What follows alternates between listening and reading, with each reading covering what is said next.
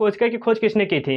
सर्वप्रथम कोशिका की खोज किसने की थी? कोशिका के अध्ययन को क्या कहते हैं? सबसे छोटी कोशिका कौन सी होती है? सबसे बड़ी कोशिका कौन सी होती है? ओवरऑल संसार में की बात कर रहे हैं। उसके बाद ह्यूमन बॉडी की बात करते हैं कि ह्यूमन बॉडी में सबसे बड़ी कोशिका कौन सी होती है, सबसे छोटी कोशिका कौन सी होती है। ठीक है, कोशिका सिद्धांत सर्वप्रथम किसने प्रतिपादित किया था, मतलब कोशिका सिद्धांत किसने दिया था?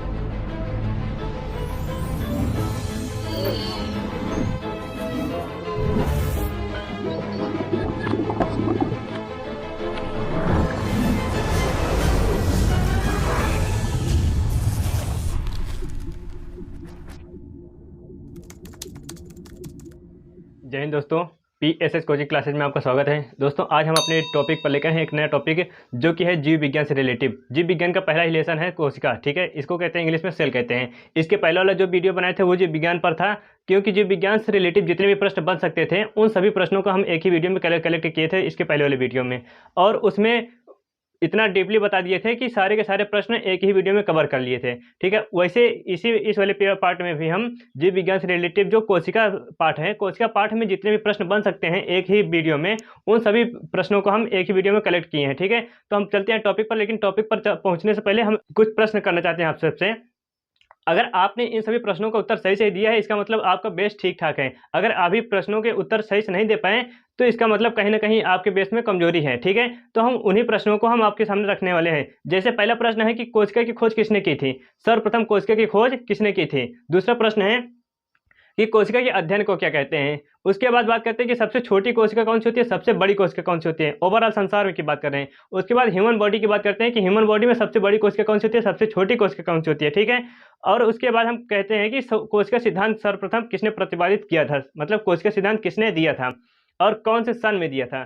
ठीक है, तो हम बात करते हैं इन्हीं टॉपिक का। अगर आपने इन सभी प्रश्नों का उत्तर सही से दे पाए हैं तो इसका मतलब आपका बेस ठीक ठाक है। अगर नहीं दे पाए हैं तो आप हमारी वीडियो तक लास्ट तक जरूर बने रहिए, क्योंकि हम इसमें ऐसे सभी प्रश्नों को कलेक्ट किए हैं, इसके एडवांस वाले सभी प्रश्नों को हम इसमें कलेक्ट किए हैं। ठीक है, तो चलिए हम टॉपिक पर चलते हैं। सबसे पहले कोशिका को इंग्लिश में कहते हैं सेल, लेकिन इसको हम बायोलॉजिकल लैंग्वेज में कहते हैं साइटो। साइको नहीं, एक होता है साइको। ठीक है, एक होता है साइको। इस साइको मिस होता है पागल, इस साइको मिस होता है पागल, और इसके अध्ययन को हम साइकोलॉजी कहते हैं। इसके अध्ययन को कहते हैं साइकोलॉजी, मतलब मनोविज्ञान। और ये जो होता है साइटो होता है साइटो मिस होता है साइकोलॉजी। ठीक है, इसके अध्ययन को कहते हैं हम साइटोलॉजी कहते हैं। साइटोलॉजी मतलब कोशिका विज्ञान। ठीक है, जिस कोशिका का अध्ययन जिस भी विज्ञान में करते हैं उस विज्ञान को हम साइटोलॉजी कहते हैं। अब बात करते हैं कि कोशिका की खोज सर्वप्रथम कोशिका किसने की थी? तो कोशिका की सर्वप्रथम खोज किसने थी? रॉबर्ट हुक ने। रॉबर्ट हुक वैज्ञानिक ऐसे थे, इन्होंने देखा कि एक कार्क होती है, कार्क जो कैम्बियम होती है, कार्क की कैम्बियम की कुछ पार्ट लेकर आए, इन्होंने स्लाइड बनाकर उसका अध्ययन किया। तो इन्होंने पाया कि कुछ मधुमक्खी की छत्ते जैसी संरचना इनको दिखाई दिया, और उन मधुमक्खी की संरचना को जो है, देखिए यहाँ पर मधुमक्खी की छत्ते जैसी संरचना इनको दिखाई दिया। तो इन सभी संरचनाओं को उन्होंने कोसा नाम दिया। ठीक है, इन सभी संरचनाओं को उन्होंने कोसा नाम दिया। तो उसके बाद इन सभी कोशाओं में जो कोसा उन्होंने खोजा था, इन सभी कोशाएं जो है मृत थी, जीवित नहीं थी, चूंकि ये प्लांट की कोशिकाएं थी और बार्ग की थी। ठीक है, और इसमें जीव द्रव्य एब्सेंट था, मतलब जीव द्रव्य नहीं पाया गया था, इसलिए वो कोशिकाएं मृत घोषित हो गई थी। और उसके बाद बात करते हैं कि जीवित कोशिका के सर्वप्रथम किसने खोज की थी? तो जीवित कोशिका की खोज एंटोनी वॉन लीवेनहॉक ने की थी।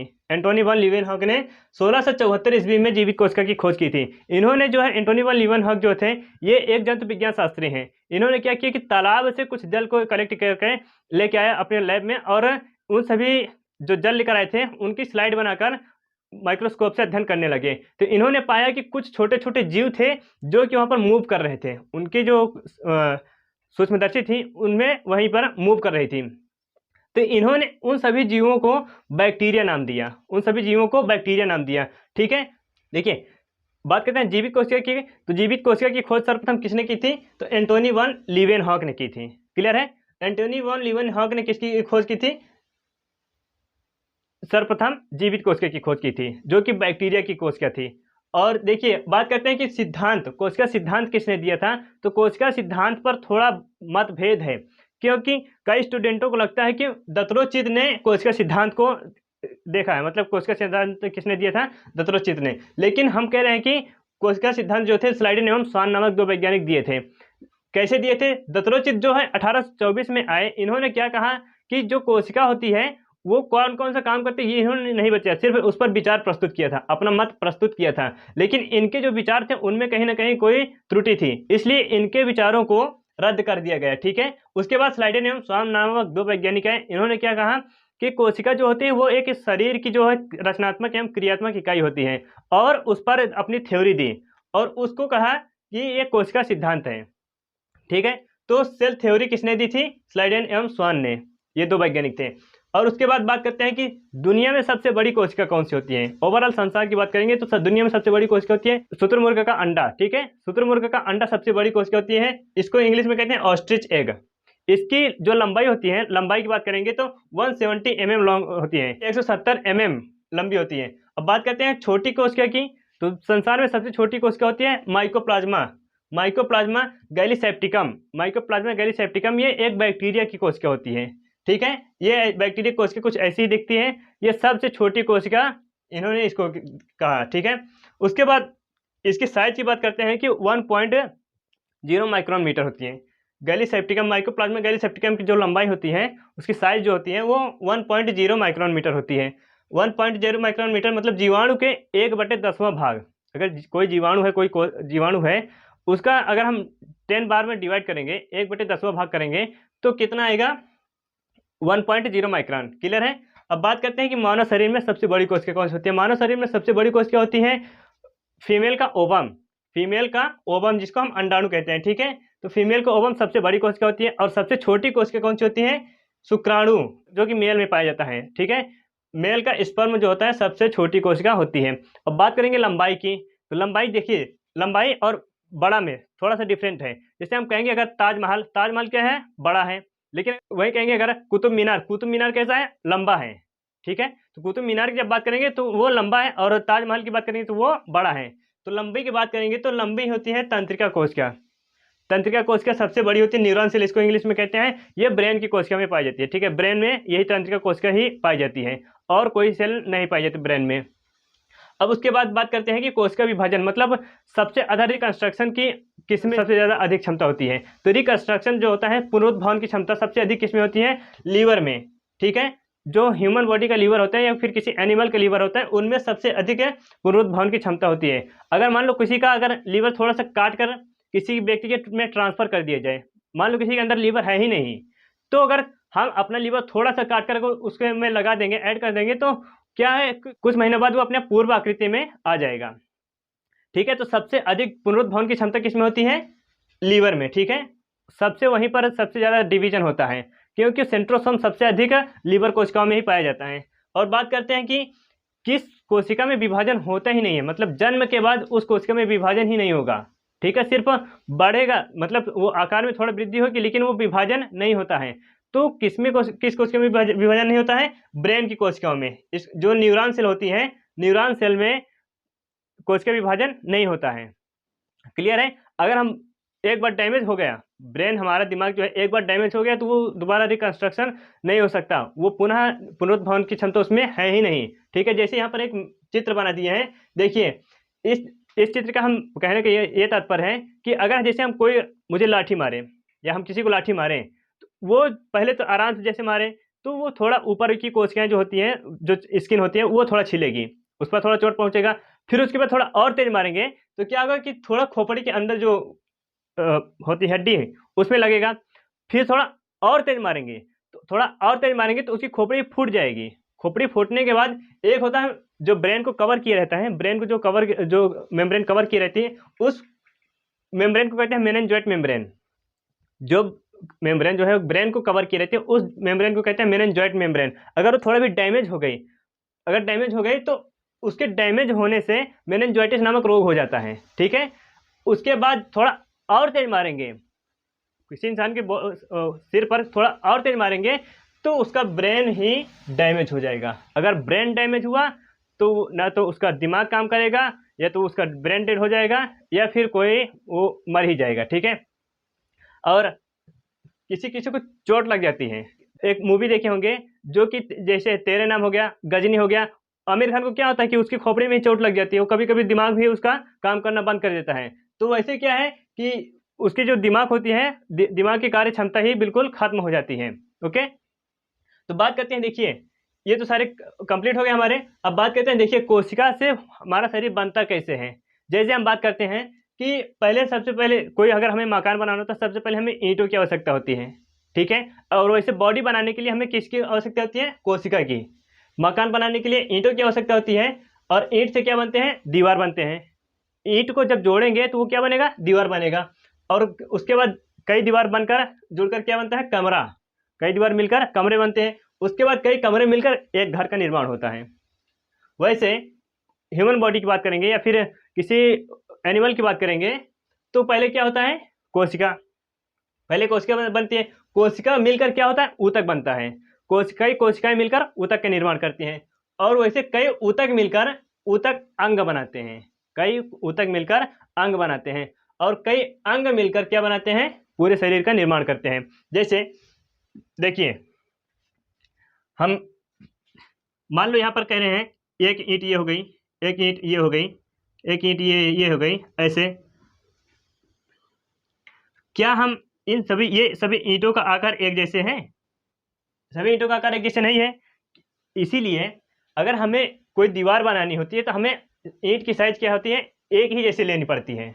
अगर हम अलग अलग साइज की ईंट लेंगे तो ना तो हमारी दीवार सीधी बनेगी, ना तो वो मजबूत बनेगी। वैसे हमारी ह्यूमन बॉडी में है, अगर हमें ऊतक बनाना है तो हमें एक ही प्रकार की कोशिकाओं की आवश्यकता होती है। अगर हम कई तरह की कोशिकाओं को एक ही अगर जुड़ेगा तो वो हमारी बॉडी का निर्माण नहीं हो पाएगा, ठीक है। ऊतक बनने के लिए सबसे जरूरी क्या है? जो कोशिकाएं होती हैं वो एक जैसी होनी चाहिए, ठीक है। नहीं तो हमारे दिमाग की कोशिकाएं तो दूसरी तरह है, हाथ की कोशिकाएं दूसरी तरह है, पैर की कोशिकाएं दूसरी तरह है, हड्डी की कोशिकाएं दूसरी तरह है, हमारे हेयर की कोशिकाएं, सब में अलग अलग डिफरेंट बहुत सारे विभेदन है, ठीक है।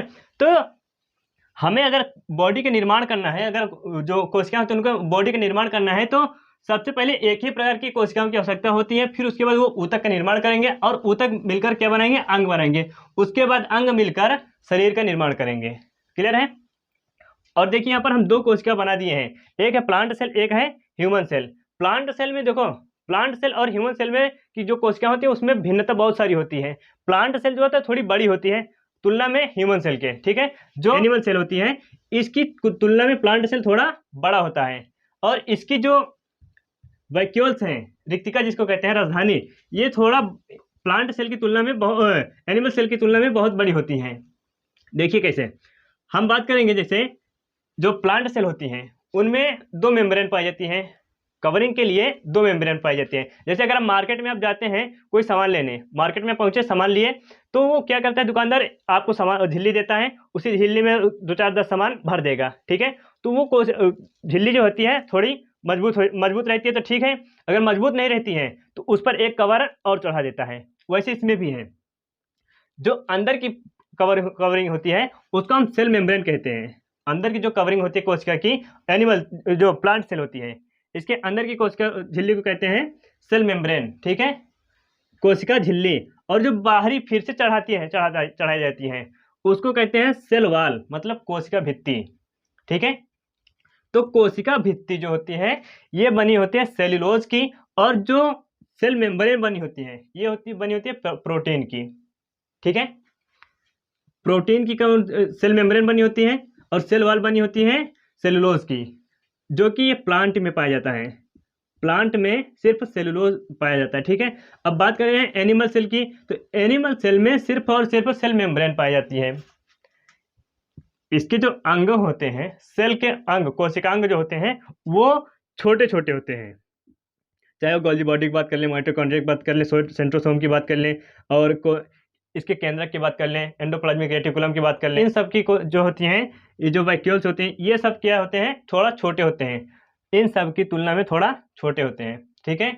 और एनिमल सेल स्मॉल होती हैं, प्लांट सेल बिग होती है, ठीक है, बड़ी होती है। क्लियर है? तो हम आज देखिए एक नोट करके यहाँ पर लिखे हैं, देखिए सभी कोशिकाओं में पुनर्निर्माण की क्षमता होती है, ब्रेन की कोशिकाओं को छोड़कर। मतलब जो आपकी होल बॉडी, पूरे शरीर की बात कर रहे हैं, पूरे शरीर में जो कोशिकाएं पाई जाती, चाहे स्किन की हो, हेयर की हो, पैर की हो, हड्डी की हो, इन सभी कोशिकाओं में क्या होता है, पुनरुत्भवन की क्षमता पाई जाती है। लेकिन जो ब्रेन की कोशिकाएं होती है, ब्रेन जिसको न्यूरॉन सेल बोलते हैं, उनमें पुनरुत्भवन की क्षमता पाई ही नहीं जाती, मतलब वो पूरा निर्माण अपने आप को नहीं कर सकती। अगर चोट एक बार लगा तो जान लो वो उसको कभी ठीक नहीं होगा। जैसे कैंसर नामक बीमारी होती है, अगर एक बार चोट लगा तो वो दोबारा ठीक नहीं होता है। तो कैंसर में यही होता है ना कि अगर कोई किसी को कैंसर हो गया तो उसका वो ठीक नहीं होता है। तो ये हो गया हमारा आज का टॉपिक सेल। ठीक है, देखिए इसका हम नेक्स्ट टॉपिक लेकर आएंगे, वो होगी हमारी सेल ऑर्गेनेल्स। ठीक है, मतलब कोशिका के अंदर जो ऑर्गन पाए जाते हैं उनको हम सेल ऑर्गेनेल्स कहते हैं। उन सभी ऑर्गन को हम एक एक करके सभी को बताएंगे, उनके खोजकर्ता बताएंगे, उनके नामकरण किसने किया था और उनका कार्य क्या क्या होता है। इन सभी प्रश्नों को लेकर हम अगले स्लाइड में लेकर आएंगे। ठीक है, नेक्स्ट टॉपिक हमारा सेल ऑर्गेनेल से ही होगा। तो बने रहिए हमारी वीडियो तक। तो हम मिलते हैं नेक्स्ट वीडियो में। तो दोस्तों आशा करते हैं कि हमारी वीडियो पसंद आई होगी। अगर वीडियो पसंद आए तो लाइक मत करिएगा, हमें कोई दिक्कत नहीं, लेकिन चैनल को जो है कमेंट जरूर करिएगा। ठीक है, धन्यवाद, मिलते हैं नेक्स्ट वीडियो में। जय हिंद।